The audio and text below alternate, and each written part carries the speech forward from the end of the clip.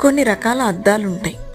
సన్నవాళ్ళు లావుగాను, లావుగా ఉన్నవాళ్ళు సన్నగాను కనిపిస్తారు. పొట్టిగా ఉన్నవాళ్ళు పొడుగ్గా కనిపిస్తారు, పొడుగ్గా ఉన్నవాళ్ళు పొట్టివాళ్ళుగా కనిపిస్తారు. ఇలాంటి అద్దాలు సాలార్జంగ్ మ్యూజియంలోనో ఇంకొక రకమైన ఏదన్నా సైన్స్ మ్యూజియంలోనో చూస్తూ ఉంటాం. కానీ ఇవి అక్కడే కాదు, ప్రతి ఒక్కళ్ళ బుర్రలో కూడా ఈ అద్దాలు ఉంటాయి.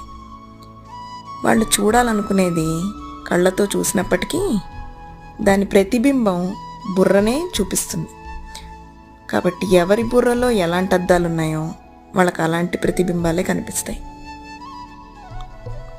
పోనీ ఈ ప్రతిబింబాలను అలాగే చూసి వదిలేస్తామా? ఇంకొంచెం ముందరికెళ్ళి అవే నిజమని నమ్ముతాం. పోనీ నమ్మి వదిలేస్తామా?